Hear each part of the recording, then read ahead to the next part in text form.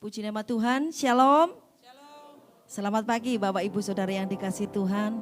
Mari bersama-sama dengan segenap hati kita pagi hari ini. Kita mulai ibadah kita, seberapapun yang kita yang hadir. Saya percaya setiap kita punya hati yang mau menyembah Tuhan, amin. Haleluya, kita berikan kemuliaan buat Tuhan Yesus. Haleluya, hanya bagi Engkau segala pujian kami Tuhan pagi hari ini Tuhan Yesus. Kami percaya Bapa, Engkau hadir di tengah-tengah kami Tuhan. Haleluya, glory bagi Tuhan Yesus.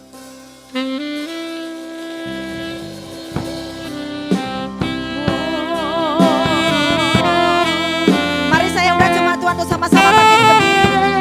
Kita berikan pujian penyembahan kita yang terbaik bagi Tuhan.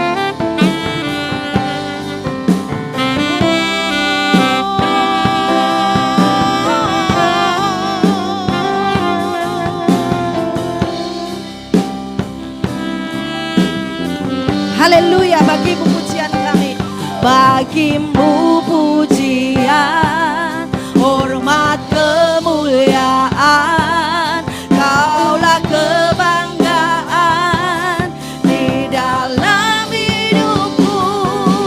Janjimu bersinar, buktikan kau besar. Tiada yang sepertimu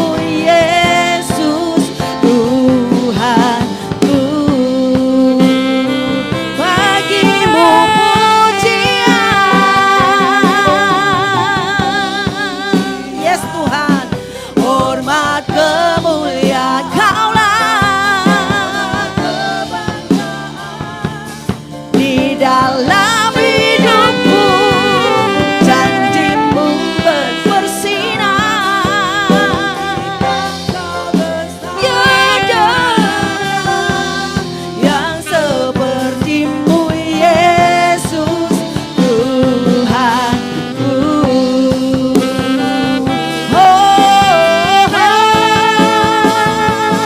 Bagimu pujian, hormat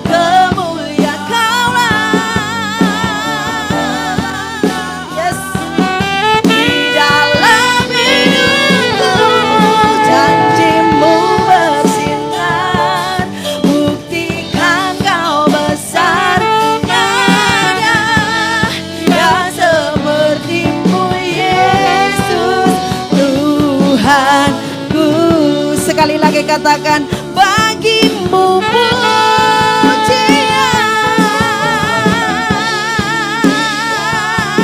Haleluya. Kaulah Yesus Tuhan di dalam hidupku. Janjimu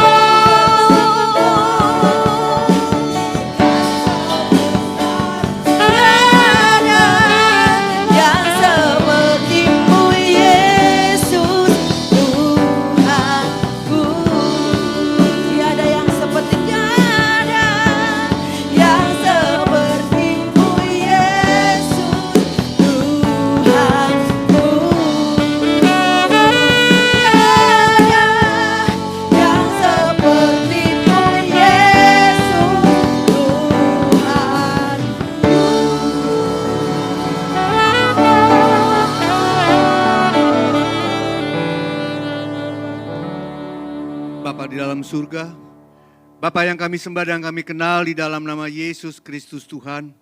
Kami bersyukur Tuhan untuk pagi hari ini kalau kami boleh berada di rumah-Mu. Kami bersyukur untuk segala kebaikan dan kasih Tuhan, penyertaan Tuhan sepanjang minggu ini. Sehingga kami boleh berada di rumah Tuhan tanpa kurang suatu apapun. Kami tahu Tuhan Kau ada di tengah-tengah kami saat ini. Karena firman-Mu berkata 2-3 orang berkumpul dalam nama-Mu Engkau hadir. Oleh karena itu Tuhan, biarlah Engkau sendiri yang memimpin ibadah ini. Dari awal, pertengahan, hingga akhir dari ibadah ini. Hanya nama-Mu saja yang kami tinggikan dan kami muliakan di tempat ini. Kami bersyukur untuk segala kebaikan dan kasih Tuhan. Kami juga mohon ampun atas segala kelemahan, kekurangan kami, ketidaktaatan kami. Selama 1 minggu yang telah kami lalui Tuhan, mungkin ada kelakuan kami yang tidak baik di hadapan Tuhan, kami mohon ampun Tuhan.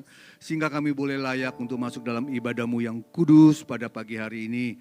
Firman yang akan disampaikan juga boleh menguatkan kami, firman itu boleh menegur kami, dan Kau sendiri yang akan melawat pribadi lepas pribadi yang ada jemaat Tuhan yang hadir pada pagi hari ini.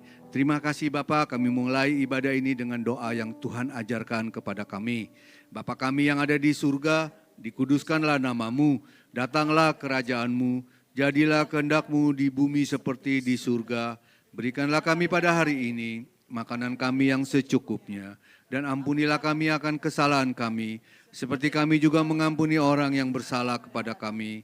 Dan janganlah membawa kami ke dalam pencobaan, tetapi lepaskanlah kami daripada yang jahat, karena Engkaulah yang mempunyai kerajaan dan kuasa dan kemuliaan sampai selama-lamanya. Semua yang percaya mari sama-sama kita katakan, amin. Silakan duduk saudara. Haleluya. Glory bagi-Mu Tuhan Yesus. Glory bagi-Mu Bapa. Kami mau lebih lagi Tuhan, untuk kami boleh memuji menyembah Engkau.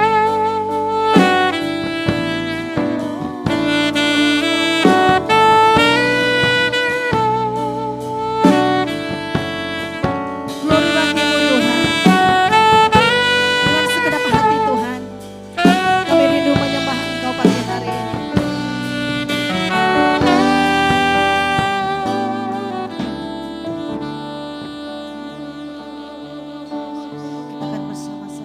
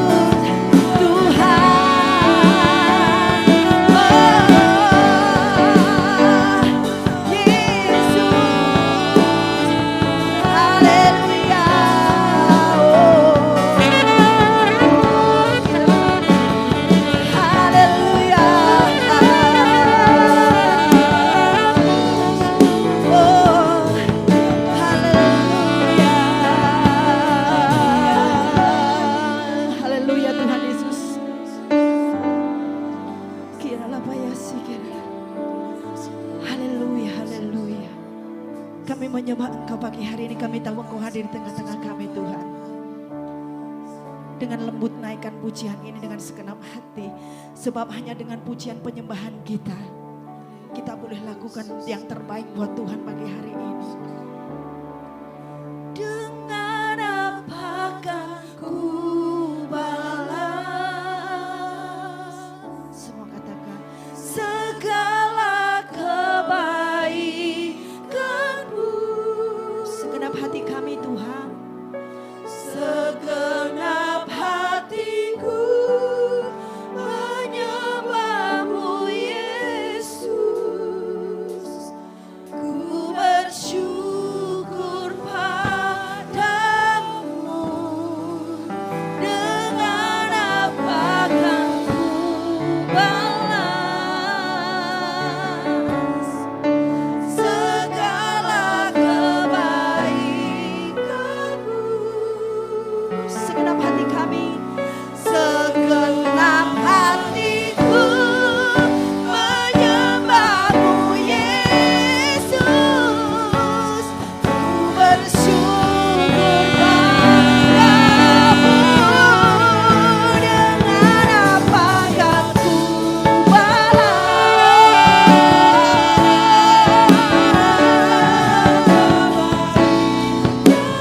segenap hatiku Tuhan, ku menyembah-Mu Yesus.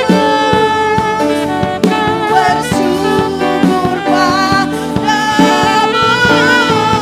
Dengan apakah ku balas. Ini pengakuan kami Tuhan. Haleluya, glory bagi-Mu Tuhan Yesus. Segenap hatiku Yesus, menyembah-Mu Yesus. Bersyukur padamu selamanya.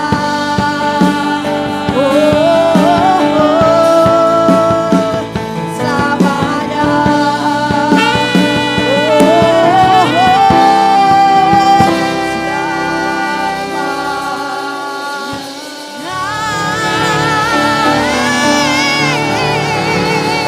Haleluya, glory bagi-Mu Tuhan.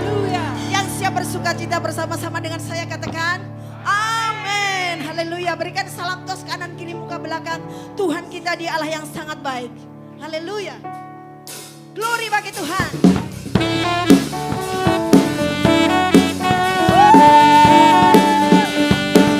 Haleluya. Semuanya kita datang ke baitnya dengan hati bersyukur. Yes.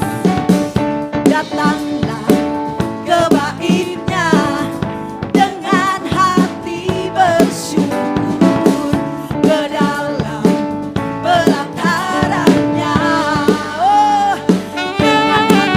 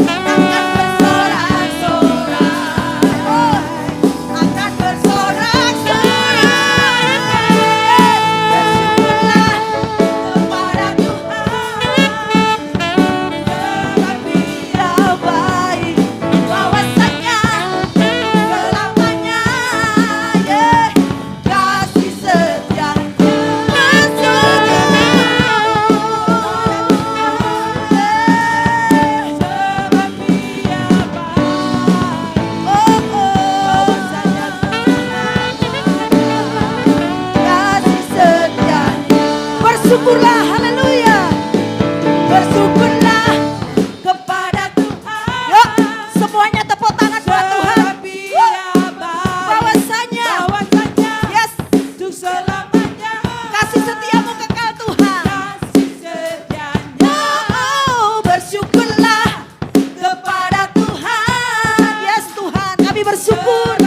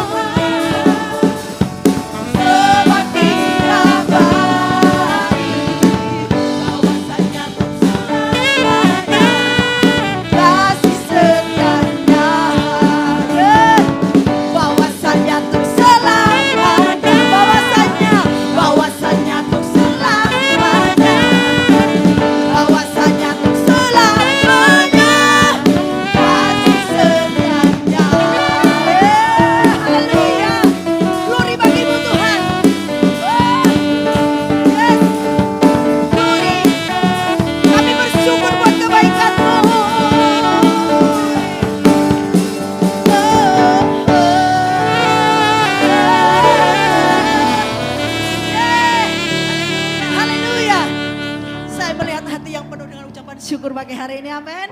Siap lebih lagi saudara? Berikan kemuliaan yang terbaik buat Tuhan Yesus, haleluya. Amin.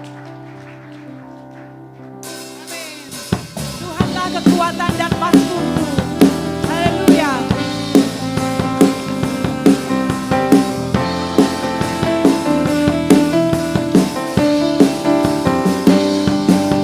Katakan, Tuhanlah kekuatan dan masmurku. Dia gunung batu dan keselamatanku. Hanya padamu hatiku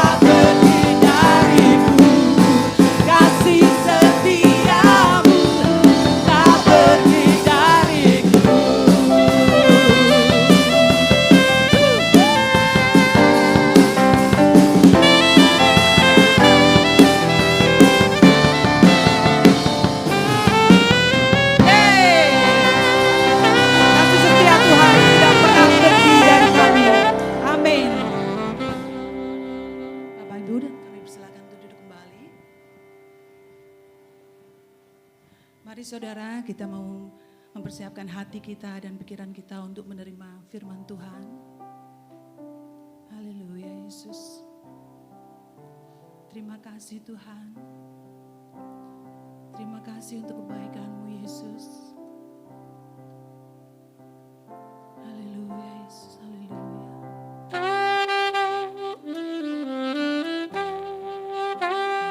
Tuhan, kami yakin dan percaya kalau burung-burung di udara Tuhan pelihara, apalagi kami Tuhan, kami yang percaya akan Engkau, pasti Tuhan pelihara. Terima kasih Yesus.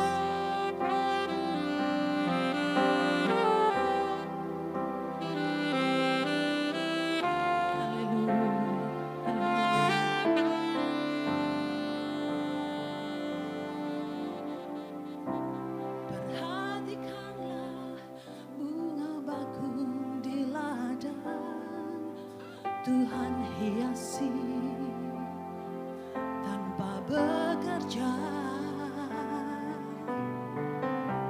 Apalagi kita orang percaya, Tuhan pelihara, Tuhan cukupkan. Mari katakan dengan iman saudara. Burung-burung di udara Tuhan pelihara tanpa bekerja. Apalagi kita kesayangannya, Tuhan pelihara, Tuhan sediakan saat kau perlu, Tuhan tahu saat kau Tuhan dengar. Terima kasih Yesus, Kau mendengar doa kami Yesus. Saat menangis Tuhan tahu, saat berdoa Tuhan dengar, saat bersyukur Tuhan berkati.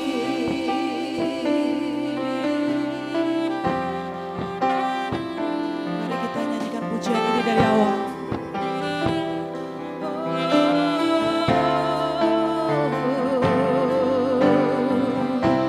Perhatikanlah bunga bakung di ladang, Tuhan hiasi tanpa bekerja. Apalagi kita orang percaya, Tuhan pelihara, Tuhan cukupkan. Dan negeri burung di udara pelihara tanpa bekerja. Apalagi kita kesayangannya, Tuhan pelihara, Tuhan sediakan saat perlu, Tuhan tahu saat kau minta, Tuhan dengar, saat percaya Tuhan bekerja. Saat menangis Tuhan tahu, saat berdoa Tuhan dengar, saat bersyukur. Bapak dan Ibu kami silakan untuk bangkit berdiri. Saat kau perlu Tuhan tahu, saat kau minta Tuhan dengar, saat percaya Tuhan bekerja. Saat menangis Tuhan tahu, saat berdoa Tuhan dengar, saat bersyukur Tuhan berkati.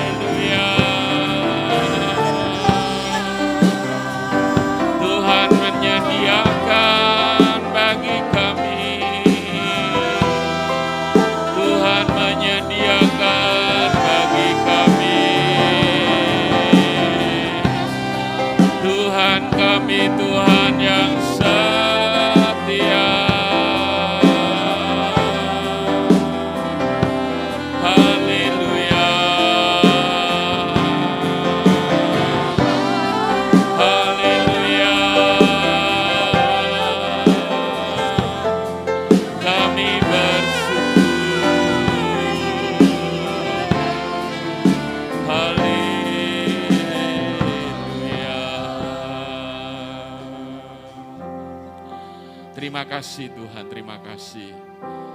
Apapun yang sedang kami alami sepekan yang lalu ketika kami jalani dan kami akan memasuki sepekan ke depan, kami tahu pemeliharaan Tuhan tetap berlaku bagi kami. Tuhan kami setia, Tuhan kami sangat bertanggung jawab atas hidup kami.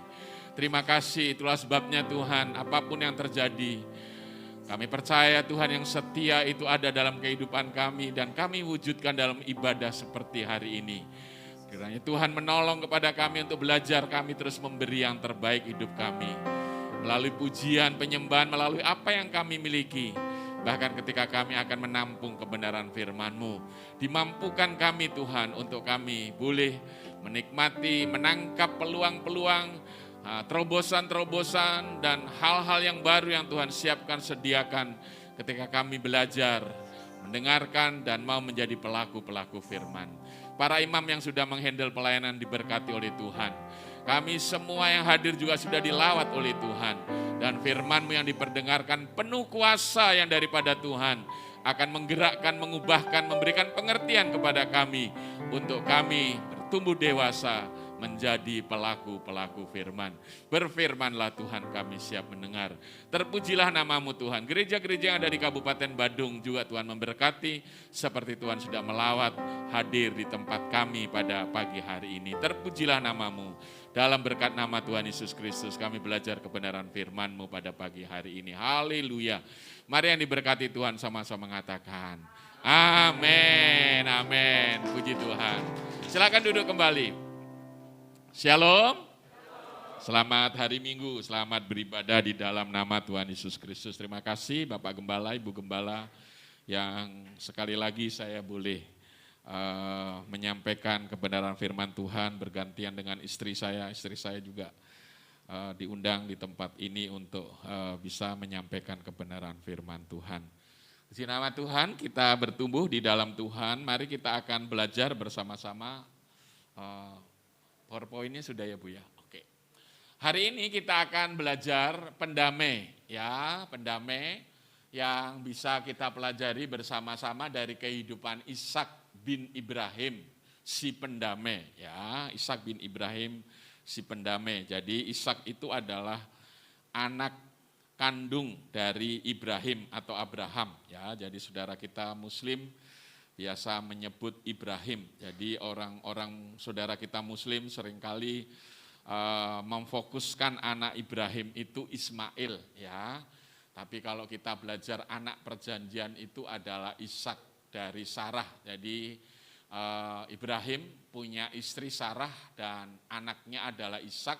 Sedangkan Hagar atau yang disebut Siti Hajar itu anak hamba dari Mesir yang dinikahi oleh Ibrahim memiliki anak Ismail. Dan nanti Ismail ini memiliki 12 anak laki-laki ya di dalam kitab Kejadian pasal 25. Jadi saudara-saudara kemarin saudara kita Muslim memperingati salah satu hari besarnya ya. Dan saudara-saudara harus bisa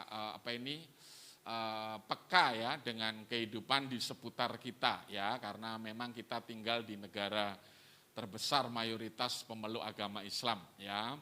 Jadi saya mau mengatakan walaupun saudara kita Muslim selalu mengatakan bahwa Ismail itu punya anak yang terkenal dengan Nebayot, dengan satunya anaknya yang terkenal di dalam kitab Kejadian pasal 25 ya, di dalam kitab Kejadian pasal 25 itu jelas sekali anak-anak dari Ismail ya. Yang pertama itu Nebayot anak sulungnya dan yang kedua Kedar dan seterusnya ya. Tapi saya mau mengatakan kalau kita mau belajar kitab suci kita dengan benar, yang mengatakan bahwa Ismail punya anak Nebayot dengan Kedar itu Alkitab kita yang mengatakan, bukan kitab sucinya dia. Perhatikan ya saudara-saudara ya. Jadi saya besar 4 tahun pertama saya kuliah di Bandung ya, bersinggungan dengan orang-orang Sunda, dan setelah itu MTH saya 3 tahun lagi setelah MA MTH saya juga di Bandung dan saya bersinggungan dengan orang-orang Sunda. Suku Sunda adalah suku yang terbesar nomor 2 di Indonesia setelah suku Jawa. Dan suku yang paling sulit diinjili adalah suku Sunda. Sekalipun ada gereja namanya Gereja Pasundan. Jadi kalau saudara pergi ke Bandung, ke Bogor, ke Sukabumi, ke Cimahi, ya, ke Cianjur, saudara akan ketemu yang namanya Gereja Pasundan. Ya, Gereja Pasundan itu adalah cikal bakal dari GKJW, Gereja Kristen Jawi Wetan. Setelah itu ke Jawa Tengah namanya GKJ, Gereja Kristen Jawa. Itu besar sekali di Salatiga, ya. Satya Wacana itu adalah bagian dari Gereja Kristen Jawa. Setelah itu masuk ke Jawa Barat disebut Gereja Pasundan. Tapi kalau Bapak Ibu pernah nanti nangkring kesasar ke Jawa Barat dan masuk ke Gereja Pasundan, tidak ada orang Sunda di situ. Yang ada orang Tionghoa, orang pendatang-pendatang. Jadi Pasundan itu sebenarnya adalah untuk orang-orang Sunda, tapi Sunda itu masih kecil. Makanya sekolah saya di Tiranus, Bandung, kalau ada suku Sunda ingin sekolah Alkitab dibiayai gratis sampai master teologi. Supaya apa? Maksudnya untuk memenangkan jiwa. Ya, luar biasa. Jadi di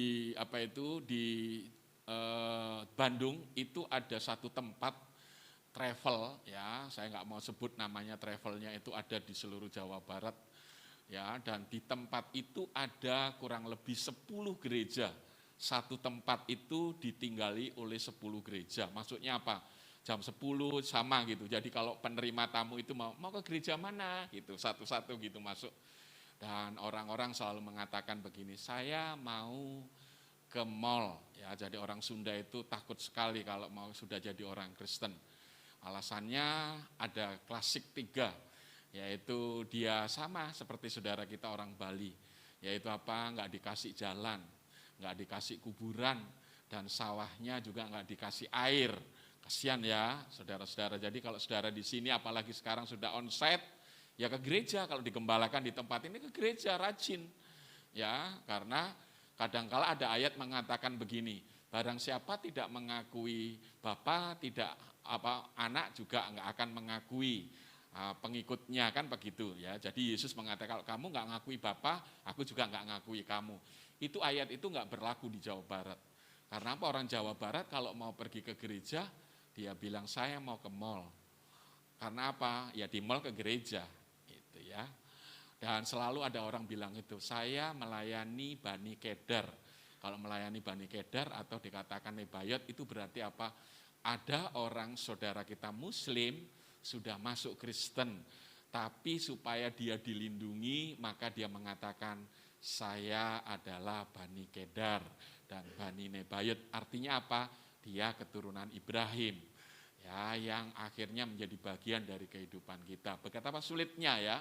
Jadi kalau kita belajar ini saya agak panjang hari ini karena saya siapkan waktu sampai jam 12 kalau boleh. Mumpung ada di tempat ini. Jadi ini hal-hal yang menarik yang saya mau tunjukkan ketika saya bicara tentang Ibrahim. Jadi Ibrahim itu nanti punya anak 12 laki-laki dari yang namanya Siti Hajar atau Hagar, itu di Alkitab kita, di Kejadian pasal 25. Ya, dan nanti salah satu anaknya itu namanya Kedar dengan Nebayot, dan itu terkenal di seluruh dunia termasuk di Indonesia. Jadi Kedar dengan Nebayot itu adalah bagian yang disamarkan di Indonesia. Ada orang dari agama lain khususnya Muslim menjadi Kristen supaya dia tidak dianiaya di tanah Sunda. Dia mengatakan saya adalah Bani Kedar dan Bani Nebayot, dan itu diambil dari kitab kita Kejadian pasal 25. Dan nanti Ibrahim juga punya istri lagi satu namanya Keturah. Dan Keturah salah satu anaknya dari Ibrahim dengan Keturah namanya Medan. Itulah orang Medan yang sekarang ada di Sumatera Utara. Jadi kalau saudara belajar ya banyak, bahkan kalau saudara belajar anaknya Ismail yang dari 13 anak itu ada salah satunya namanya Duma, ya, orang suku Batak suka memanggil pakai nama Duma, ya. Seperti itu ya. Banyak cerita-cerita di dalam Alkitab kalau kita telusuri itu sudah menjadi bagian yang mendarah daging bagi orang-orang di Indonesia ini. Ya. Dan hari ini saya akan belajar bersama-sama dengan saudara tentang Ishak si pendamai. Ishak bin Ibrahim, anak Ibrahim ini digelari, saya mengatakan dia adalah orang yang membawa perdamaian. Mari kita akan membaca Alkitab kita di dalam kitab Kejadian pasal 26. Ya. Kejadian pasal 26, demikian firman Tuhan ayat 1. Kejadian 26 ayat 1, maka timbullah kelaparan di negeri itu. Ini bukan kelaparan yang pertama yang telah terjadi dalam zaman Abraham. Sebab itu Ishak pergi ke Gerar kepada Abimelek, raja orang Filistin. Lalu Tuhan menampakkan diri kepadanya serta berfirman, janganlah pergi ke Mesir, diamlah di negeri yang akan kukatakan kepadamu. Tinggallah di negeri ini sebagai orang asing, maka aku akan menyertai engkau dan memberkati engkau. Sebab kepadamu lah dan kepada keturunanmu akan kuberikan seluruh negeri ini, dan aku akan menepati sumpah yang telah kuikrarkan kepada Abraham ayahmu. Aku akan membuat banyak keturunanmu seperti bintang di langit. Aku akan memberikan kepada keturunanmu seluruh negeri ini, dan oleh keturunanmu semua bangsa di bumi akan mendapat berkat. Karena Abraham telah mendengarkan firmanku dan memelihara kewajibannya kepadaku, yaitu segala perintah, ketetapan, dan hukumku. Jadi tinggallah Ishak di Gerar. Ya. Hari ini kita akan belajar mengapa saya akan menyatakan bahwa Ishak itu si pendamai. Ada hal yang kita bisa pelajari dari kehidupan Ishak ini. Ya. Mari kalau kita akan belajar bersama-sama ketika membaca ayat 1 sampai 5, dimulai dari pokok permasalahannya. Ya, kenapa Ishak itu digelari si pendamai? Ya, pokok permasalahannya Kejadian 26 ayat 1. Ishak dan keluarganya mengalami yang disebut masa kelaparan, sampai di situ ya. Dan ketika kita belajar pada bagian itu ya, Ishak dan keluarga mengalami masa kelaparan, dan akhirnya Ishak bertindak mencari hidup layak pindah ke negeri Filistin. Sampai di situ dulu ya. PowerPoint-nya saya akan jelaskan kepada Bapak Ibu. Jadi ini bagian yang menarik bagi kita semua, entah di sini suami-suami atau ada ibu yang menjadi single parent di tempat ini dan akhirnya ngerangkep jadi kepala keluarga ya. Dan ini satu persoalan yang selalu dihadapi ya. Pada waktu itu Ishak memang sedang bergumul karena di Kanaan, di tempat dia tinggal itu mengalami yang namanya kekeringan, kelaparan. Dan dia, orang Jawa bilang, mumet, otaknya berputar bagaimana tetap bisa menghidupi keluarganya. Ingat 3.800 tahun yang lalu di zamannya Ishak ya, ketika jadi disebut orang kaya yaitu ketika memiliki kambing, lembu, domba, sapi, dan para hamba ya. Dan karena waktu itu tidak ada rumput, tidak ada air, kekeringan, dan membuat Kanaan mengalami yang namanya kelaparan. Dan dia, Ishak ini yang paling kita teladani, yaitu dia mulai memutarkan bagaimana supaya dia bisa menanggung-jawabi keluarganya. Keluarga besarnya dalam hal ini juga mencukupi kebutuhan dari yang ditanggung-jawabi sebagai seorang suami dengan istri yang namanya Sarah. Dan nanti dalam cerita ini anaknya lahir juga kembar Esau dengan Yakub ya. Dan banyak kambing, lembu, domba, dan persoalannya yaitu apa? Kalau ada kekeringan, tidak ada air, itu jadi persoalan bagi orang kaya pada waktu itu. Karena orang kaya pada waktu itu memiliki kambing, lembu, domba yang banyak. Ya. Dan akhirnya nanti Ishak ini mulai bertindak. Dan tindakannya yaitu apa? Dia minta petunjuk kepada Tuhan dan pergi ke negara tetangganya, kerajaan di tetangganya, namanya kerajaan Filistin ya. Dan ini jadi pelajaran juga bagi kita ya, di pasca pandemi ini kita semua memulai satu kehidupan yang baru. Dan saya mau mengajak Bapak Ibu, kita tidak boleh berpangku tangan. Kita menjadi orang-orang yang kreatif. Karena Tuhan kita adalah Tuhan yang sampai hari ini bekerja untuk kita semua. Dan Tuhan sangat senang dengan orang-orang yang rajin. Dan Tuhan juga membuat otak kita untuk berinisiatif. Dan saya berharap kita tidak boleh berpangku tangan, berandai-andai ketika kita merasa bahwa diri kita memulai dari nol ekonomi kita karena pasca pandemi. Ingat, kita harus berjiwa besar, bercermin dengan cermin yang besar bagi kita semua bahwa semua mengalaminya, yaitu memulai dari nol. Dan kita belajar dari kisahnya Ishak ini, yaitu dia tidak berpangku tangan, dia punya inisiatif dan bertindak. Bertindak dengan cara apa? Dia pindah ke negara Filistin dan dia tinggal di Gerar. Dan kalau kita membaca ayat berikutnya ya dari ayat itu ya ayat 2 sampai 5, tindakan Ishak itu dibenarkan oleh Tuhan. Ya, tindakan Ishak, silakan PowerPoint-nya dikeluarkan. Kejadian 26 ayat 2 sampai 5, tindakan Ishak itu dibenarkan Tuhan. Dan Tuhan tetap menggenapi janji, yaitu berkatnya, penyertaannya ada di dalam kehidupan keluarga Ishak ini. Ya, tidak mungkin kita kalau tidak bertindak, punya inisiatif, Tuhan bisa menunjukkan sesuatu. Dan biasanya, dan saya melihat mengapa sampai tindakan Ishak itu dibenarkan oleh Tuhan, karena dia berespon dan dia bertindak, melakukan segala sesuatu, bertanya kepada Tuhan. Ya, saya kalau mau belajar kehidupan Ishak, kalau belajar temperamen, Ishak ini salah satu pribadi yang disebut temperamennya adalah flegmatik. Ya, jadi kalau saudara belajar ada kolerik, ada sanguin, ada melankolis, dan ada flegmatik. Ya, jadi sanguin itu orangnya meledak-ledak, berapi-api. Ya, kalau kolerik itu orangnya keras, ya, segala sesuatu ingin diikuti. Kalau melankolis segala sesuatu dijiwai dengan jiwa seni, dengan senyum dan melihat dari segala sisi, dan dia begitu santai mendapat. Tapi orang flegmatis yaitu apa? Kelemahannya banyak. Kalau enggak diketok dia enggak jalan. Itu orang flegmatis. Orang flegmatis. Jadi kalau orang Jawa bilang itu, kalau ada, mama kan saya dulu menjadi gembala kaum muda, ada orang yang tipenya flegmatis. Sampai umur 33 nggak kawin-kawin kalau nggak didorong-dorong.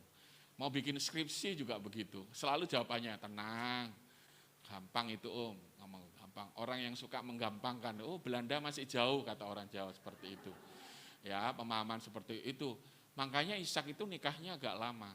Umurnya 40, yang berikutnya dicariin lagi. Itu bukan bicara adat istiadat aja dicariin itu. Memang dia pemalu. Dan dia adalah orang yang lambat untuk berinisiatif. Ya. Tapi kalau saudara melihat di sini, setelah dia menikah, temperamennya diubahkan oleh Tuhan. Dan dia melakukan apa? Satu tindakan. Untuk apa? Saya harus menghidupi keluarga ini. Dan dia pindah sebagai warga asing di Filistin. Ya, untuk apa? Menghidupi semua keluarganya, menanggung-jawabi, karena dia tahu bahwa di sana ada air yang melimpah. Walaupun nanti dalam ceritanya itu nanti istrinya Ishak, ya, istrinya Ribkah itu yang cantik diganggu oleh Abimelek. Saya tidak khotbah mengenai apa itu yang diganggu istrinya itu, tapi saya akan fokus dari Ishak yang saya sebut si pendamai ini. Dan akhirnya dia bertindak dan pergi ke Filistin, dan tindakannya itu dibenarkan oleh Tuhan. Dan yang hebat lagi, setelah dia bertindak, Allah berfirman lagi dengan mengatakan apa? Selain tindakannya dibenarkan, dia tetap diberkati dan Tuhan siap menyertai kehidupan dia. Walaupun dia orang asing, walaupun dia pendatang, walaupun dia minoritas, walaupun budaya, agama, kepercayaan beda jauh. Tapi Tuhan bilang, aku tetap menyertai dan memberkati engkau. Ada kata-kata selanjutnya, karena ayahmu Abraham. Sekali lagi, kalau yang pertama tadi, kalau benang merahnya ada masalah, jangan berpangku tangan, jangan berandai-andai, segera bertindak, apalagi kita anak Tuhan, kita berespon dan bertanya kepada Tuhan. Maka saya selalu mengatakan, kita harus benar-benar bisa menjadi orang yang digembalakan dengan benar. Karena apa? Apa saja yang kita buat itu bersangkut paut dengan keturunan kita di kemudian hari. Amin Bapak Ibu. Amin Bapak Ibu. Iya, artinya apa? Apa saja yang kita buat untuk Tuhan itu bersangkut paut dengan keturunan kita.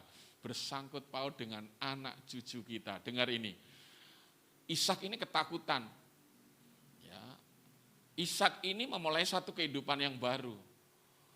Di negara yang beda agama, beda kepercayaan, penyembah berhala. Tapi ketika dia sudah bertindak karena dia sudah bertanya dan tindakannya dibenarkan oleh Tuhan. Perhatikan Bapak Ibu di sini.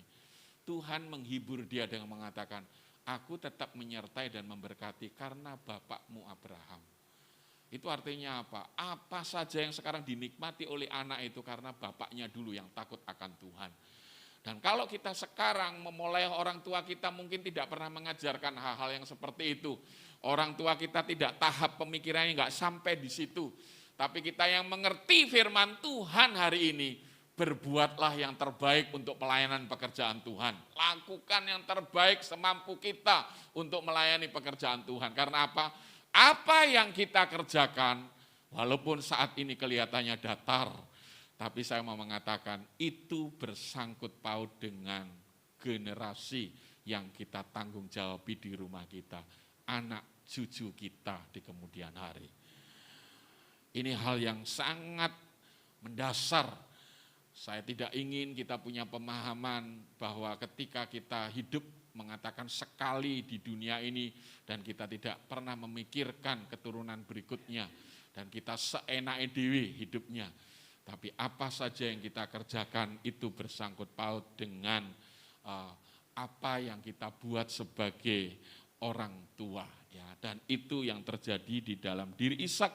Melihat orang tuanya yang takut akan Tuhan, dia menikmati. Walaupun ada tantangan, kekhawatiran, ketakutan, keraguan di dalam dirinya melangkah, tapi di sana Tuhan tetap menggenapi janji, yaitu menyertai dan memberkati dia. Permasalahannya yang timbul setelah dia tinggal di Filistin, itu yang kita baca di dalam Kejadian 26 ayat 12 sampai 16. Mari kita akan buka dulu Alkitabnya. Kejadian 26 ayat 12 sampai 16. Demikian firman Tuhan, ayat 12. Maka menaburlah Ishak di tanah itu dan dalam tahun itu juga ia mendapat hasil 100 kali lipat. Sebab ia diberkati Tuhan. Dan orang itu menjadi kaya, bahkan kian lama kian kaya, sehingga ia menjadi sangat kaya. Ia mempunyai kumpulan kambing domba dan lembu sapi serta banyak anak buah sehingga orang Filistin itu cemburu kepadanya. Segala sumur yang digali pada zaman Abraham ayahnya oleh hamba-hamba ayahnya itu telah ditutup orang Filistin dan ditimbun dengan tanah. Lalu kata Abimelek kepada Ishak, pergilah dari tengah-tengah kami, sebab engkau telah menjadi jauh lebih berkuasa daripada kami. Ya. Ayat ini kalau saya boleh simpulkan Bapak Ibu, dikatakan permasalahan yang timbul di negara Filistin yaitu apa?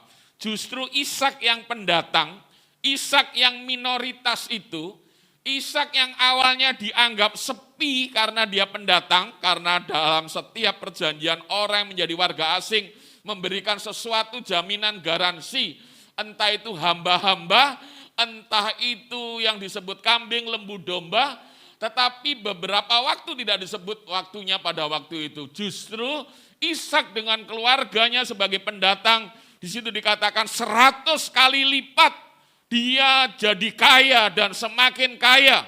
Ya, bahkan kalau saudara membaca di situ, dikatakan sebagai pendatang ia sukses dan berkuasa dan penduduk Filistin cemburu dan mengusirnya. Ya, bagian ini sangat menakutkan ya, penduduk orang Filistin cemburu dan mengusirkan sebagai pendatang, dia jauh lebih sukses. Alkitab mengatakan 100 kali lipat dia menjadi kaya dan semakin kaya. Ya, bahkan kalau kita membaca pada ayat berikutnya, bukan hanya dia dicemburui, bukan hanya dia diusirnya, tapi yang paling menakutkan yaitu apa? bisnisnya, mata pencariannya disabotase sama orang-orang Filistin. Yaitu apa? Sumber mata pencariannya yang namanya air itu, sumurnya ditimbun beberapa kali, sumurnya dihalang-halangi oleh orang-orang Filistin. Luar biasa ya. Jadi kadang-kala ikut Tuhan itu gitu ya. Kita ini kadang-kala ada tantangan, ada masalah, sudah rajin, setia gitu. Nggak taunya nanti setelah itu kita makin setia melayani, ada masalah. Kok jauh sepertinya Tuhan itu nggak nolong-nolong kita. Bahkan yang lebih hebat lagi yang sering kita alami dalam perjalanan mengiring Tuhan yaitu tambah besar juga masalah kita. Ya, dan ini yang terjadi di dalam diri Ishak. Ya, jadi grafiknya naik ya, kejahatan orang Filistin itu ya.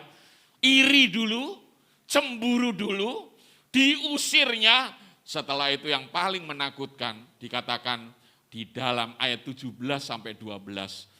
Bisnis mata pencariannya disabotase, yaitu yang disebut air itu.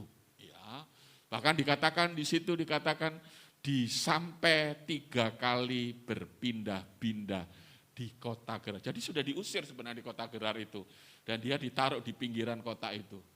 Dan di situ dikatakan sampai 3 kali berpindah-pindah.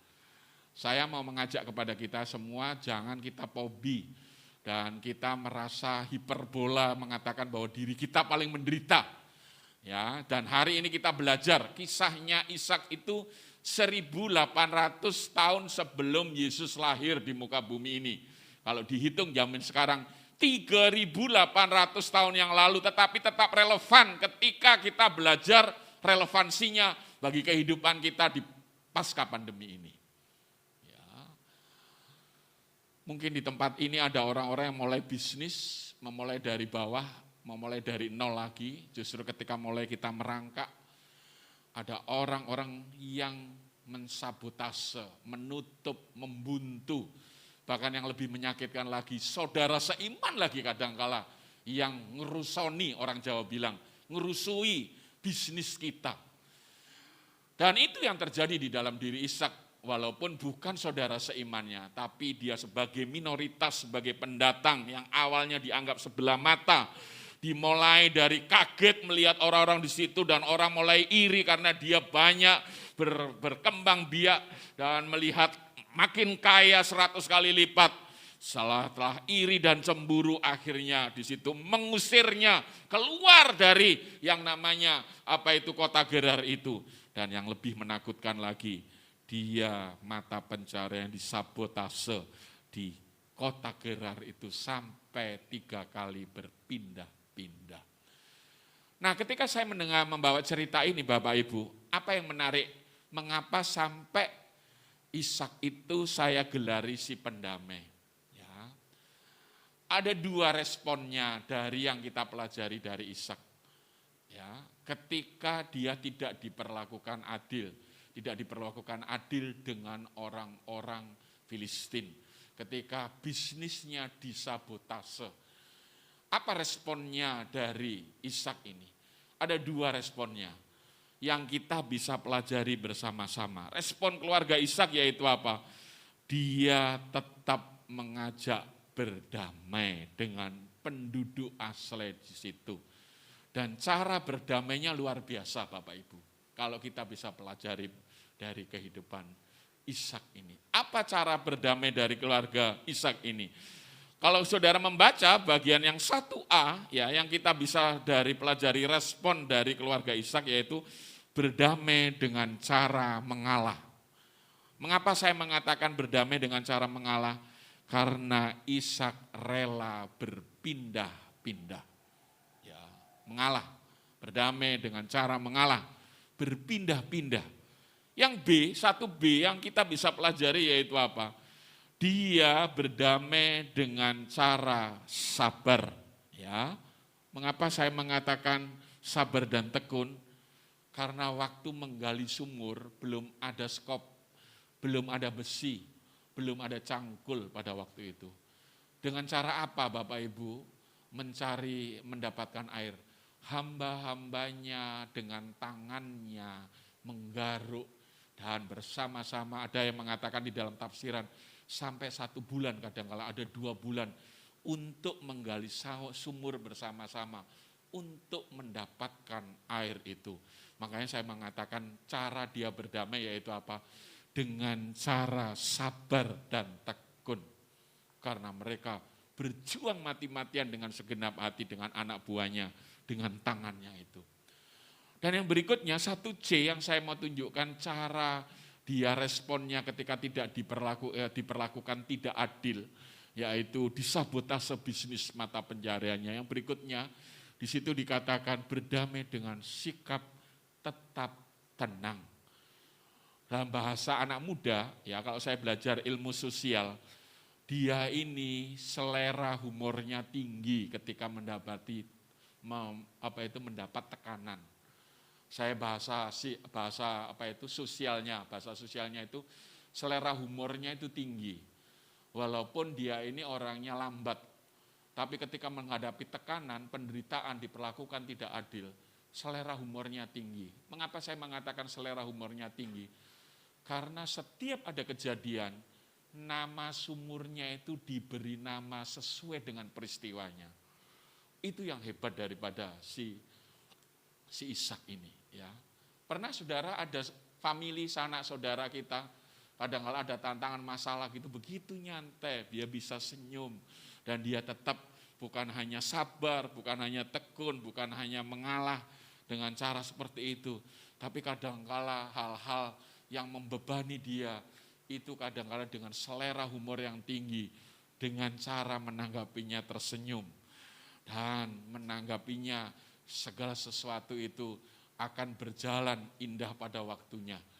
Dan ini yang terjadi di dalam diri pribadinya Ishak. Saya mau tunjukkan kepada Bapak Ibu semua yang ada di tempat ini ya. Ketika sumurnya digali ada 1 bulan, 2 bulan gitu. Bapak Ibu tahu, didiamkan sama orang Filistin. Tapi ketika airnya mulai berbual-bual Bapak Ibu. Dan mungkin orang bilang, hore kita sudah dapat mati-matian selama 1 bulan ini. Padahal dia sudah diusir di luar yang namanya kota Gerar yang subur itu, Bapak Ibu. Tapi dengan setengah mati di tempat itu, walaupun dia mungkin ada ancaman tetap bayar mungkin setiap bulan atau mungkin setiap tahun, garansinya dia tinggal di situ. Ketika air itu mulai berbual-bual, akhirnya penduduk asli mengatakan apa? Ini tanah milik opung saya, ini tanah milik keluarga saya. Dan akhirnya Bapak Ibu tahu apa?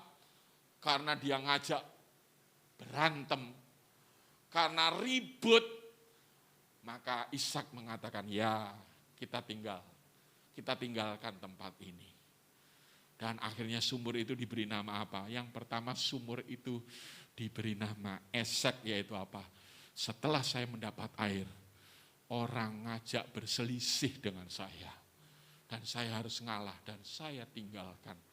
Dan diberi nama Esek sesuai dengan kejadiannya. Ingat ya bahasa saya, selera humornya tinggi. Enggak mudah orang menghadapi tekanan, masalah, dan dia tetap bisa menunjukkan eksistensinya dengan persoalan itu dan diberi nama. Dan akhirnya bikin lagi Bapak Ibu sumur lagi, pindah ke tempatnya yang saya pikir, mungkin Bapak Ibu di tempat ini pernah mengalami hal-hal yang seperti ini. Oh di daerah situ orang minoritas, kampung itu kampung miskin, kampung itu tempat ini, bahkan kita kadang-kala dengan ada dari status sosial kita yang terpaksa kita tinggal dan kita mungkin dianggap sebelah mata dan segala macam. Ingat Bapak Ibu, ketika hal-hal itu terjadi kita belajar dari kehidupan Ishak ini yang mau menjadi pendamai ini. Dan membuat sumur lagi di tempat yang tandus itu dengan sabar dan tekun, dengan tangannya menggali. Dan akhirnya Bapak Ibu tahu, dan ketika sumur itu mengeluarkan air dan berbual-bual lagi Bapak Ibu, datang lagi orang Filistin. Dan dia ngajak bukan aja berselisih, tapi dia ngajak permusuhan di situ. Ngajak berantem, ya kalau kali yang pertama itu ngajak omong secara oral tapi kalau kali ini secara fisik. Mau ngajak berantem untuk mendapatkan air itu. Bukan berarti banci dia, bukan berarti Ishak ini tidak pemberani, bukan berarti Ishak ini menjadi orang yang nyalinya ciut. Tetapi yang kedua akhirnya dia mengalah lagi dan pergi. Karena orang mau mengajak secara fisik duel dengan dia. Maka sumur yang kedua diberi nama sumur Sitna. Sitna yang artinya apa? Orang-orang Filistin mengajak permusuhan dengan dia. Dan saya tidak tahu berapa bulan lagi dia mau mendapatkan air. Itu yang artinya saya bilang, luar biasa harus berpindah-pindah, luar biasa harus ngalah, luar biasa harus sabar dan tenang. Ya. Dan yang paling kasihan saya yaitu dia tetap tenang, dia tetap sabar dan tekun, ya mengalah, sabar dan tekun, dan dia tetap tenang ketika diperlakukan tidak adil. Dan yang ketiga Bapak Ibu, sumur yang ketiga, itu akhirnya ketika airnya berbual-bual, kali ini gilirannya Ishak yang mulai pakai, ini bahasa tangannya itu begini tangannya. Dan dia nanti gini, kali ini dia agak berani, si Ishak, kalau saya mendramasirkan. Ayo, kata orang Jawa bilang, teko kok, datang kok sekarang. Iki ada air lagi nih sudah muncul. Dan dia pakai dalam bahasa saya kalau imajinasi gini, teko ayo, nanti tak beri nama lagi kalau kamu ngajak berantem dengan saya. Gitu. Rupanya enggak datang orang-orang. Dan akhirnya dia mengatakan, wis karena enggak ada orang ribut, tak beri nama sumur ini Rehobot. Karena apa? Di sini Tuhan memberi kelonggaran, kebebasan untuk saya beranak cucu. Bapak Ibu, apa yang menjadi persoalan masalah yang kita hadapi? Mungkin kita enggak pernah merasakan sampai 3 kali seperti yang dialami oleh Ishak ini. Dan ini satu gambaran yang manis, yang bagus sekali untuk kita semua. Ketika ada tantangan masalah, jangan izinkan kita marah, jangan izinkan kita potong kompas, jangan membuat kita tawar dan kejut dan kita akhirnya ngutung kata orang Jawa. Kita akhirnya enggak lagi bertindak melakukan itu. Dan Ishak ini luar biasa, harus berpindah 3 kali. Dan yang paling hebat, dia menanggapi, berespon dengan benar, punya selera tinggi untuk memberikan nama sesuai dengan kejadiannya. Itu yang membuat mengapa saya mengatakan bahwa Ishak itu si pendamai. Karena apa? Karena dari cara dia berdamai, dia bisa tunjukkan dari tindakannya yang mau mengalah, yang mau sabar dan yang namanya tekun sampai yang namanya tenang. Itu tindakan dari yang namanya dia digelari si pendamai itu. Dan yang paling hebat dari kehidupan Ishak, yang kedua yang kita bisa pelajari, selain dia seorang yang suka berdamai, yang kedua yaitu dia tetap utamakan Tuhan, ayat 25. Kalau Bapak Ibu membaca di dalam ayat 25, di sana belum ada tabernakel, di sana belum ada kemah suci pada waktu itu. Waktu itu belum ada kemah suci, belum ada tempat ibadah, belum ada bait Allah. Dan satu-satunya cara untuk berhubungan dengan Tuhan dengan cara apa? Membangun mezbah dan memotong kambing, lembu atau domba untuk dipersembahkan kepada Tuhan. Ayat 25, coba dibaca ayatnya terlebih dahulu. Ya, ayat 25 firman Tuhan mengatakan seperti ini. Ayat 25, sesudah itu Ishak mendirikan mezbah di situ dan memanggil nama Tuhan. Ia memasang kemahnya di situ, lalu hamba-hambanya menggali sumur di situ. Ada kata-kata membangun mezbah, membuat mezbah. Artinya apa? Dia memuji Tuhan. Kalau zaman sekarang, dia menyembah Tuhan. Bukan hanya memuji menyembah Tuhan. Dia bersyukur kepada Tuhan sekalipun dia diperlakukan tidak adil. Tapi hebatnya Ishak yaitu apa? Dia tetap utamakan Tuhan. Dengar ini. Ya, gereja ini akan terus bertumbuh secara finansial, bertumbuh secara kuantitas, hidup di dalam penggembalaan yang sehat, di tempat ini. Saya mau mengatakan, mari kita belajar melatih diri kita. Apapun yang sedang terjadi di dalam kehidupan kita, justru ketika tantangan, tekanan yang begitu berat, justru hebatnya dia tidak lari dari kenyataan, dia tidak lari dari persoalan. Dia tetap prioritaskan Tuhan, dia tetap utamakan Tuhan. Dia membuat mezbah, dan mezbah itu berbicara apa? Bicara pujian, bicara penyembahan, bicara apa yang dia naikkan doa kepada Tuhan. Dan yang paling hebat, isi dari mezbah itu yaitu apa? Dia tetap bersyukur kepada Tuhan sekalipun dia diperlakukan tidak adil di tempat itu. Dan itu hebatnya dari yang namanya Ishak. Mengapa Ishak saya gelari si pendamai? Dan ini satu hal yang membuat kita mau belajar lagi. Bahwa kalau ada tantangan, ada masalah, bukan akhir dari segalanya. Kita akan mutung, potong kompas, dan putus asa. Tapi kita dari banyak yang namanya janji dari firman Allah. Cukup hari ini kita belajar dari Ishak ini. Ishak begitu luar biasa memahami. Walaupun dia diperlakukan tidak adil, dia tetap mengalah, dia tetap sabar dan tenang, dia tetap tekun dan melakukan, dan yang paling hebat, dia tidak bersungut-sungut, dia tidak meninggalkan Tuhan, dia tetap prioritaskan Tuhan. Bagian yang terakhir yang saya mau tunjukkan kepada Bapak Ibu semua, apa yang kita dapatkan dari pelajaran ini, dampak dari kesetiaan, prioritasnya mengutamakan Tuhan. Ada hal yang luar biasa, ada 4 berkatnya dari kehidupan Ishak ketika berespon dengan benar. Jadi respon itu yang paling penting bagi kita. Ketika ada tantangan, ada masalah, respon kita itu bagaimana dengan Tuhan. Itu yang paling penting, karena responnya benar dan dia tetap utamakan Tuhan. Maka kita bisa mendapatkan puncaknya berkat dari Tuhan bagi Ishak si pendamai itu. Yang pertama apa berkatnya Bapak Ibu? Ini bicara mengenai psikologi Bapak Ibu. Dalam kondisi ketakutan, dalam kondisi sakit hati, dalam kondisi yang namanya diperlakukan tidak adil. Apa unsur psikologi yang pertama yang Tuhan berikan kepada diri Ishak? Di sana dikatakan ayat 24, Tuhan menghibur dan Ishak tetap diberkati oleh Tuhan.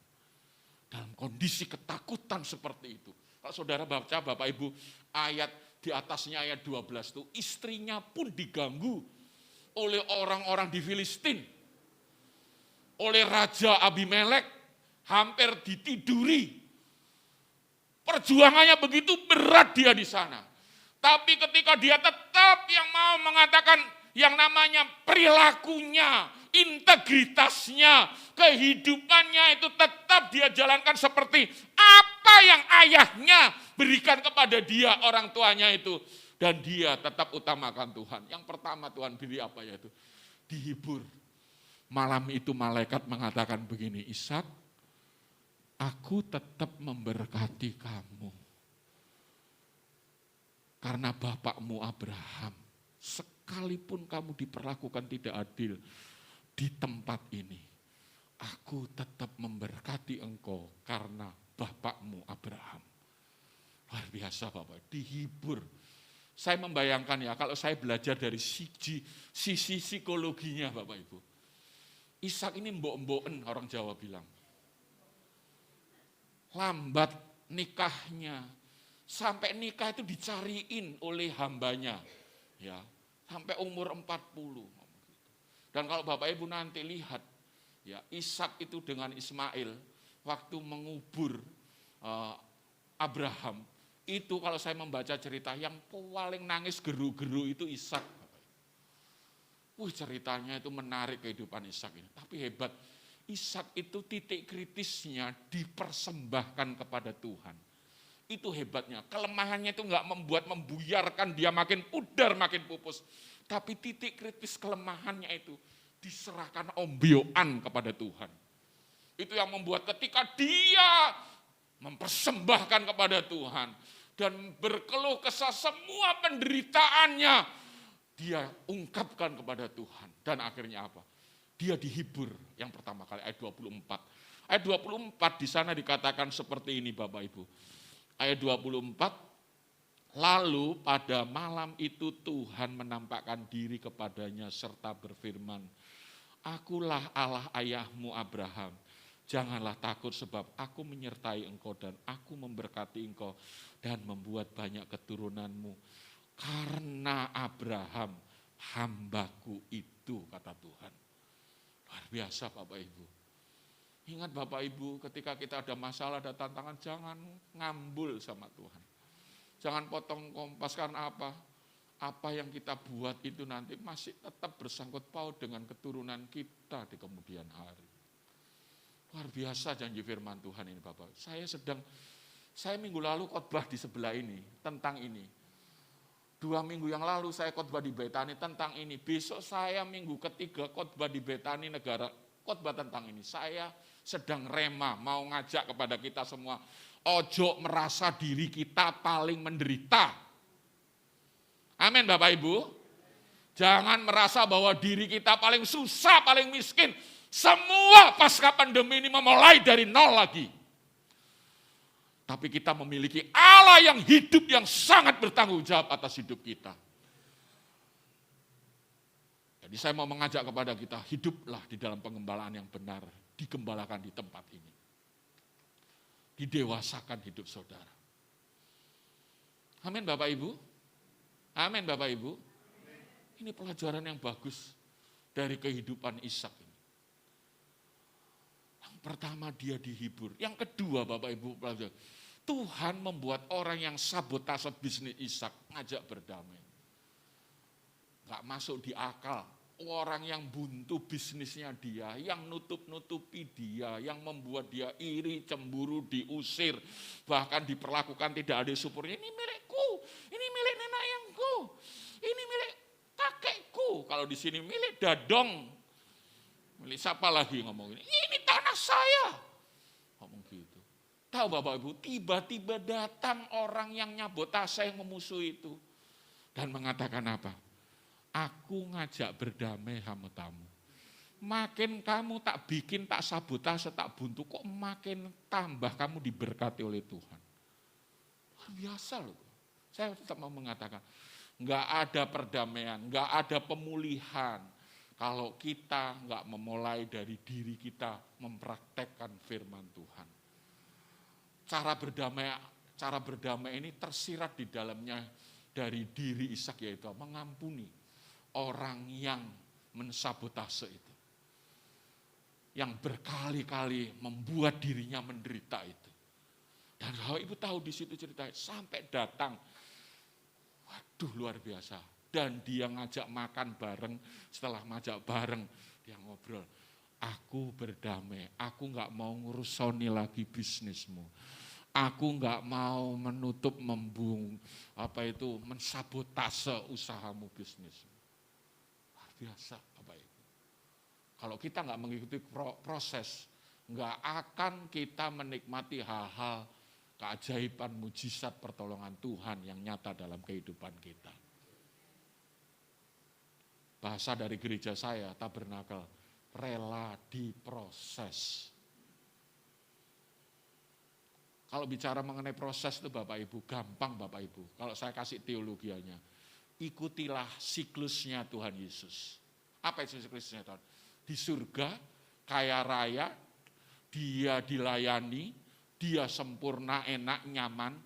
Ke dunia, menderita, mati, baru apa? Bangkit dan naik.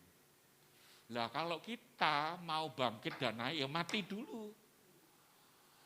Kalau kita Tuhan izinkan kita diproses, ya mati ya. Diemo, respono kepada Tuhan, dekat tetap Tuhan. Karena firman Tuhan bilang, pencobaan yang kita alami tidak melebihi dari kekuatan kita.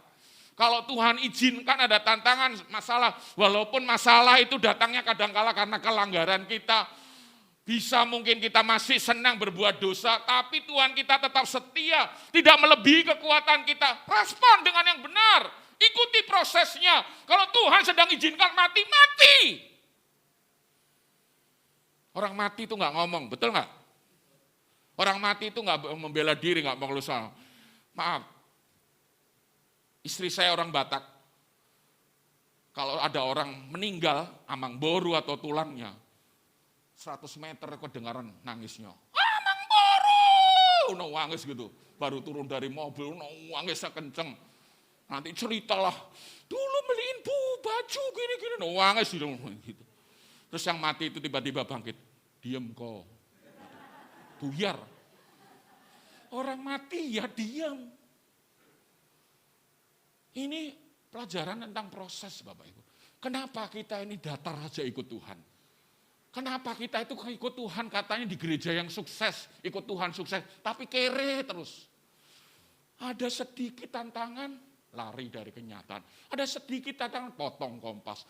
Ada sedikit masalah, kembali lagi ke dunia lama. Kapan kita mau bangkit dan naik? Ini salah satu ciri dari yang namanya sukses. Saya tidak anti teologi kemakmuran. Tapi teologi kemakmuran harus diajarkan secara utuh. Ketika ada masalah, ada tantangan, jalani itu, proses itu. Kalau itu penderitaan, tantangan karena dosa kita, segera minta ampun. Karena Tuhan saat itu akan mengampuni. Belajar terus setia. Karena Tuhan akan menghidupkan dan naikkan hidup kita. Amin Bapak Ibu. Itu pelajarannya gampang. Cari saya, teologi itu benar nanti. Kalau saudara ada tantangan, sedikit aja potong kompas, sedikit aja kembali ke dunia lama, sedikit saja mutung. Kapan kita mau bangkit dan naik? Yesus itu loh diproses. Waktu dia dikatakan gini, kalau engkau anak Allah, turun kau dari salib itu. Bisa nggak Tuhan Yesus waktu itu melakukan itu? Bisa. Tapi kalau dia melakukan itu, Tuhan Yesus tidak setia. Tuhan Yesus tidak mengikuti syarat untuk menjadi juru selamat dengan hidup yang namanya taat sampai mati. Waktu Tuhan Yesus di Taman Getsemani hanya ditanya, siapa yang kamu cari itu? Yesus orang Nazaret, Tuhan Yesus dengan sabar. Akulah yang kamu cari. Buar, tumbang semua. Tuhan Yesus baru ngomong gitu, tumbang semua. Gak perlu didorong-dorong tumbangnya. Tumbang semua. Waktu itu kan masih subuh. Matanya gelap-gelap, apalagi baru minum karena perjamuan pada waktu itu. Dan setelah itu orang bilang, bawa tongkat, bawa obor. Siapa? Tuhan Yesus kalau orang Jawa bilang, siapa yang kamu cari? Padahal di depannya itu. Yesus orang Nazaret. Akulah yang kamu cari. Gelubiak semua. Baca itu di Alkitab. Tapi Tuhan Yesus gak mau memperlakukan waktu itu. Yang terakhir apa? Sampai telinganya Markus itu dikembalikan lagi. Dia itu yang mau digebuki dan segala macam itu masih membetulin telinganya. Yang dipotong oleh siapa itu waktu itu. Hebatnya Tuhan Yesus seperti itu Bapak Ibu. Ketaatannya. Saya mau mengajak ini bagian ini. Saya tekankan bagian ini Bapak Ibu. Kita nggak akan melihat mujizat ini. Orang yang buntu kita, orang yang menyakiti kita tiba-tiba takluk dan mengatakan, aku berdamai. Kita nggak akan melihat spektakuler. Kalau apa? Saudara waktu diproses, saudara nggak mau yang namanya setia dan bayar harga. Amin Bapak Ibu. Siapa aja mau cari jodoh, cari kerjaan, masa depan, apa saja saudara sedang bergumul memulai satu pekerjaan yang baru, saudara sedang memulai meniti karir di Bali ini, saudara mungkin seperti berspekulasi datang ke Bali ini memulai karena Bali dianggap seperti ada gula, ada semut yang paling baik provinsi di Indonesia ini. Tapi saya tetap mau mengatakan ketika kita ikut Tuhan, jangan sampai kita merasa terpenjara ikut Tuhan, ada aturan banyak dan segala macam. Dan kita kadangkala pergi dan kembali kepada dunia lama ketika kita ada masalah dan tantangan. Siaplah untuk diproses.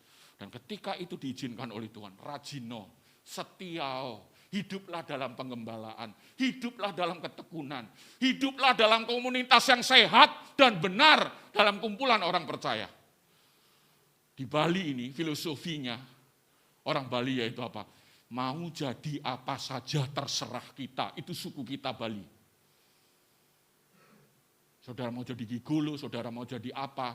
Itu urusan saudara, asal saudara hidup sopan dan tertib karena apa? Mau jadi apa saja terserah kita. Itu di Bali.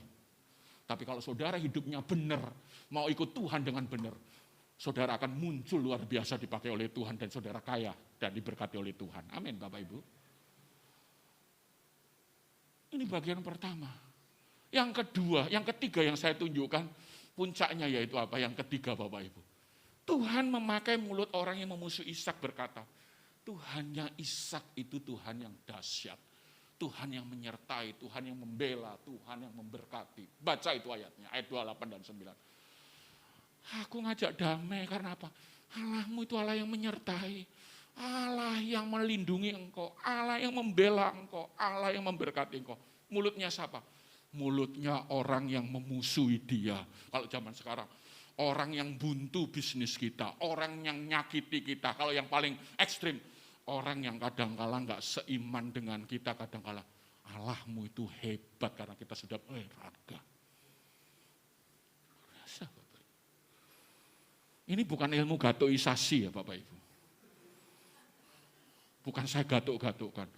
Tapi ketika saya membaca dengan pertolongan ilham Roh Kudus runut, dan ketika saya melihat, iya ya, makin di gereja besar, makin orang banyak stresnya di gereja besar. Saya harus khotbah nggak boleh marah-marah.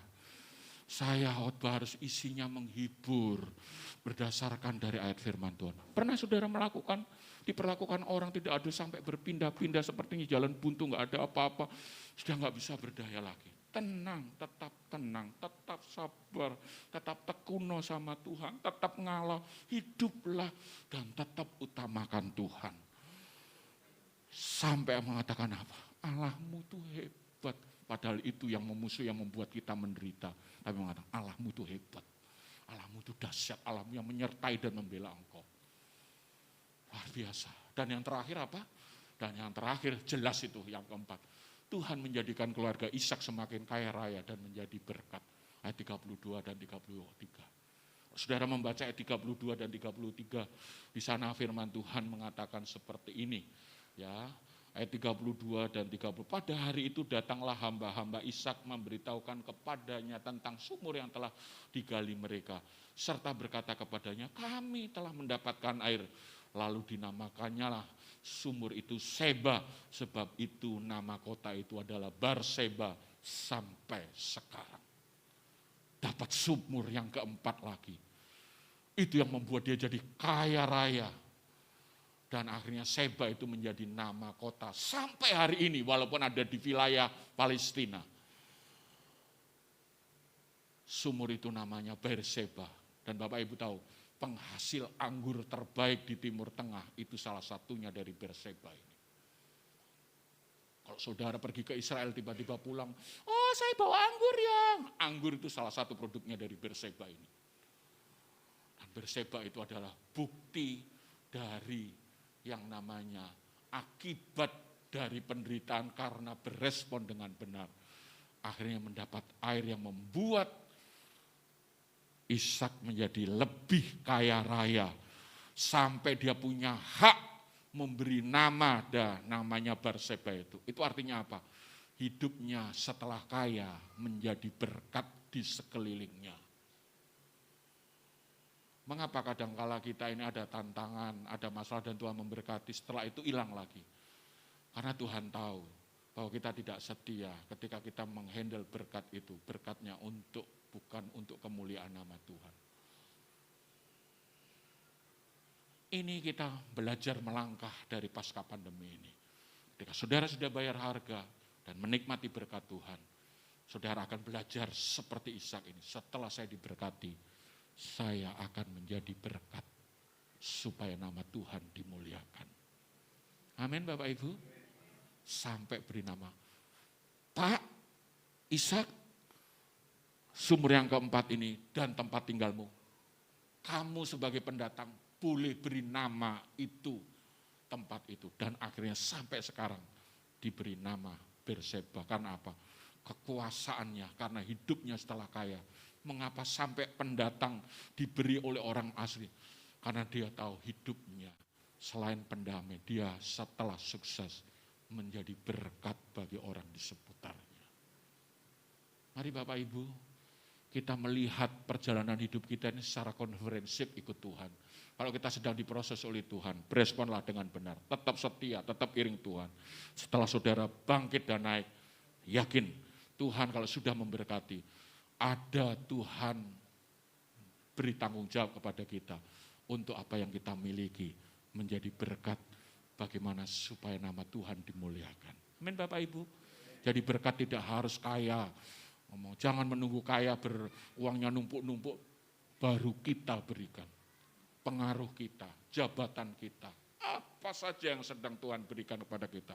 Berikanlah yang terbaik untuk Tuhan supaya nama Tuhan dimuliakan. Mari kita akan berdoa, kita datang kepada Tuhan. Kira firman Tuhan ini menguatkan kita, mendorong kita untuk lebih dewasa di dalam mengiring Tuhan. Haleluya.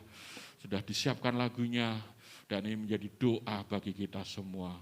Ku hidup karena anugerah-Mu dan kita datang kepada Tuhan. Mari kita berdiri bersama-sama, nyanyikan pujian ini dengan segenap hati dan menjadi doa bagi kita semua. Haleluya. Yesus, terima kasih.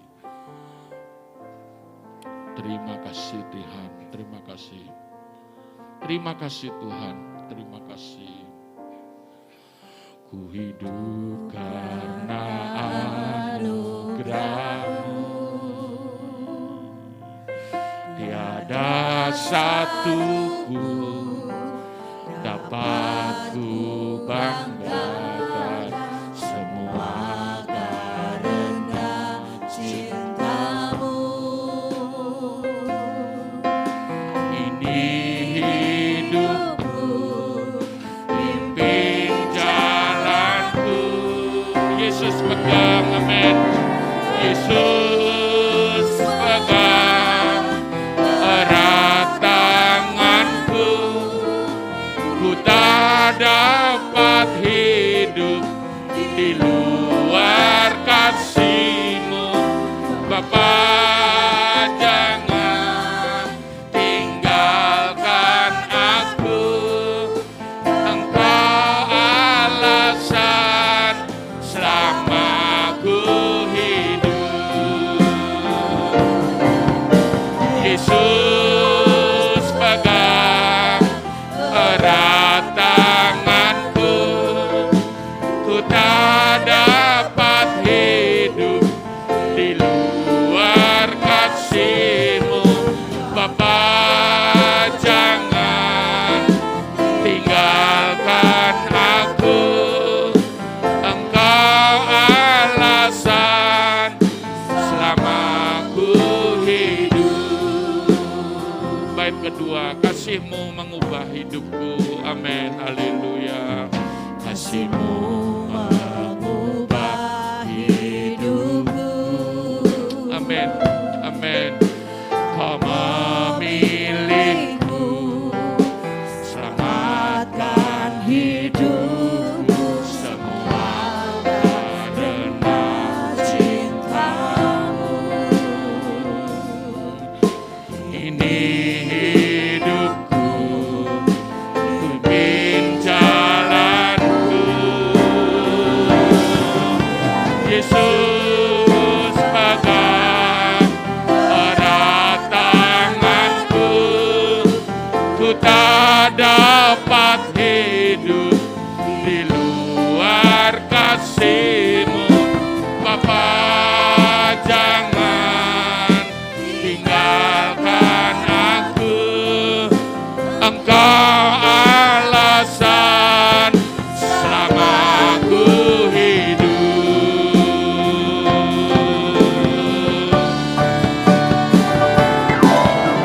Yesus pegang erat tanganku. Amin.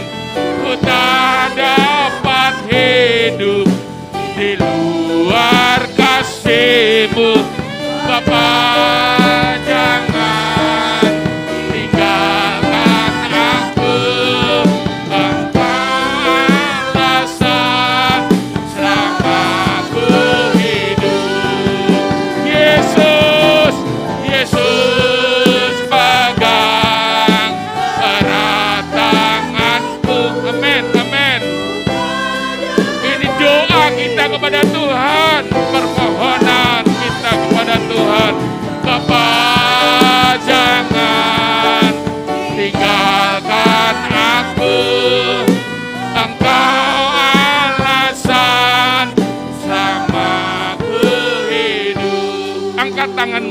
katakan kepada Tuhan, haleluya. Yesus pegang erat tanganku, ku tak dapat hidup di luar kasih-Mu. Bapa, jangan tinggalkan aku di hadapan kita. Amin. Selama ku hidup, Yesus pegang erat tanganku, ku tak dapat hidup di luar kasih-Mu. Bapa, jangan tinggalkan aku. Selama ku hidup, Engkau alasan. Selama ku hidup, Engkau alasan. Selama ku hidup.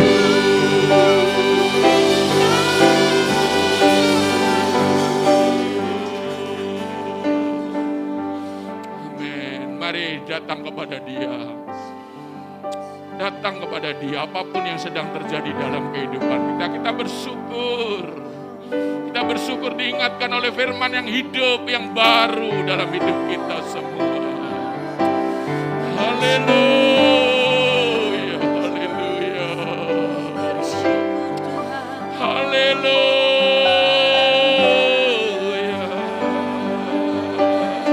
Amin, amin, amin.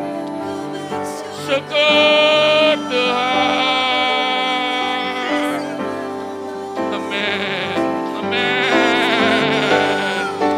Amin, amin. Ucapkan syukur bahwa Dia adalah baik adanya, bahwa kasih setianya tetap setia dalam hidup kita.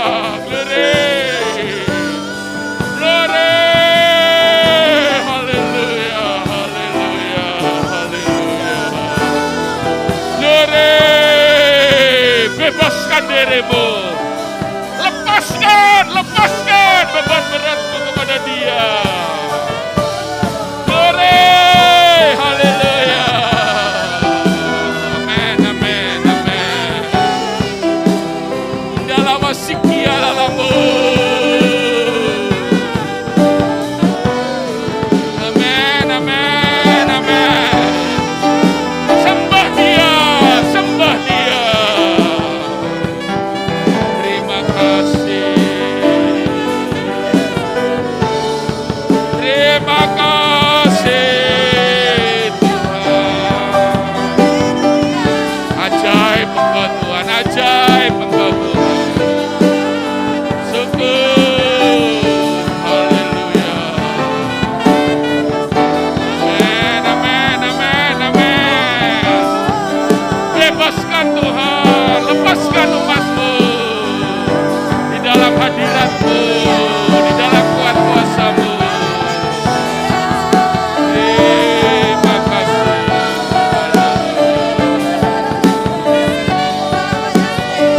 Terima kasih. Terima kasih. Terima kasih untuk hadirat-Mu Tuhan. Terima kasih untuk kekuatan baru. Terima kasih. Terima kasih Tuhan. Terima kasih Tuhan. Terima kasih. Terima kasih. Terima kasih. Terima kasih. Puaskan di dalam hadirat Tuhan. Puaskan di dalam hadirat Tuhan. Lepaskan semua ketakutanmu. Lepaskan semua pengalaman hidupmu yang pahit. Terima kasih Tuhan. Terima kasih. Terima kasih Tuhan. Terima kasih Tuhan.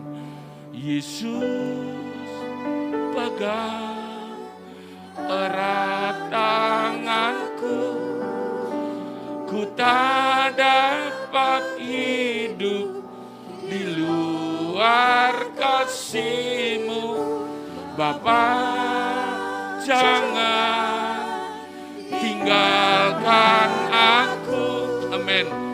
Engkau alasan selama ku hidup.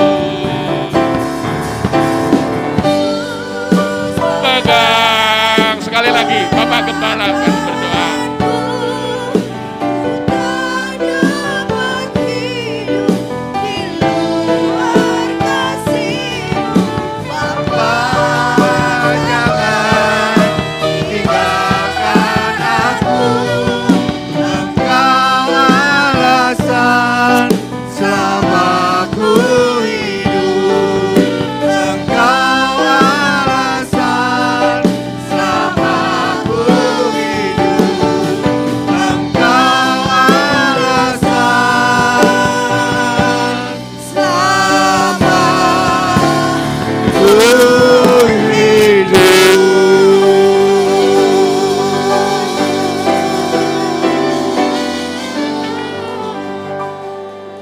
Terima kasih Tuhan untuk firman-Mu yang begitu luar biasa. Tuhan menguatkan kami Tuhan.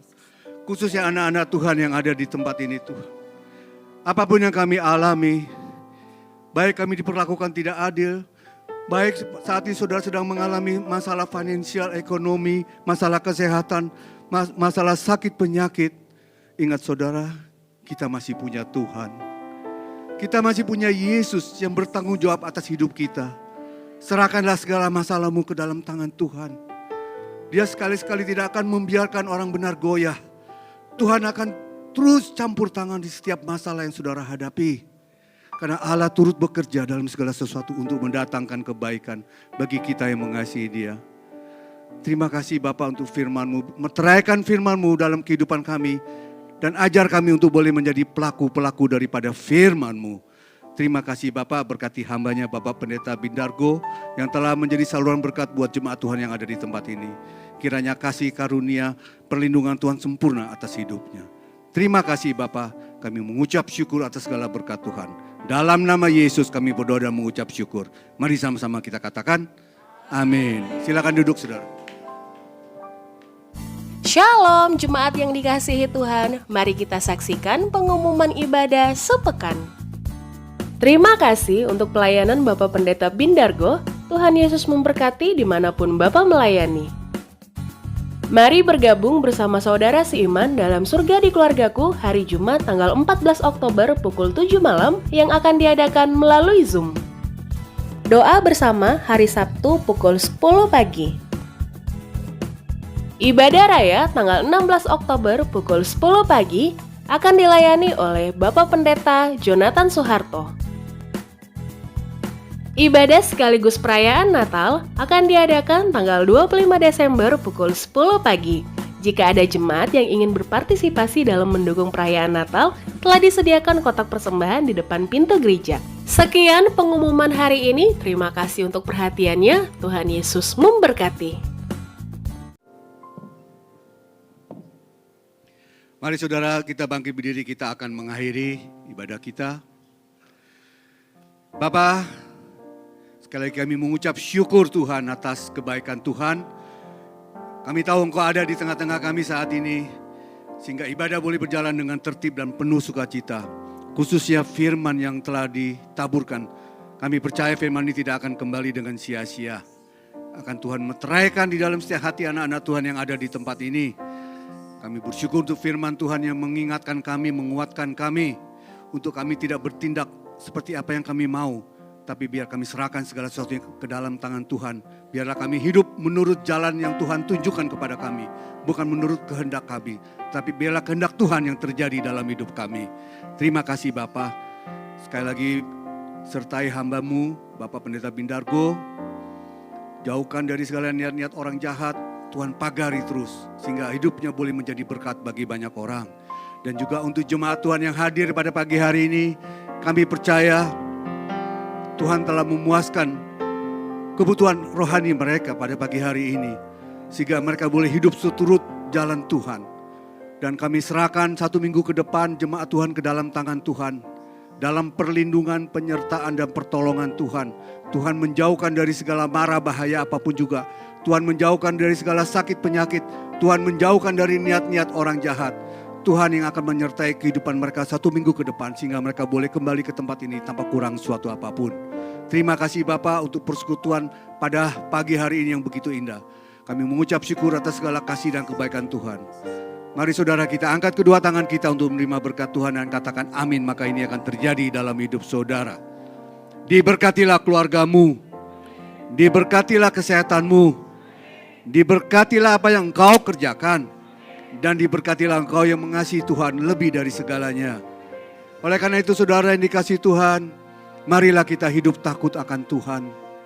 Jangan menyimpang ke kanan ataupun ke kiri, sehingga kemanapun kita pergi, hidup kita akan beruntung. Karena Tuhanlah yang akan menyertai kita, Tuhanlah yang akan melindungi kita. Dia akan menyinari engkau dengan wajahnya, memberikan kasih karunia dan damai sejahtera selalu akan menjadi bagian dalam hidup kita. Engkau akan dibuat Tuhan menjadi kepala dan bukan ekor. Dan engkau akan terus naik dan tidak akan turun. Dan apapun yang saudara kerjakan, Tuhanlah yang membuat berhasil. Oleh karena itu saudara yang dikasihi Tuhan, terimalah berkat daripada Bapa, Putra, dan Roh Kudus. Mulai saat ini sampai Maranatha, Yesus datang untuk kedua kalinya. Semua yang percaya dan telah menerima berkat Tuhan, mari sama-sama kita katakan, amin.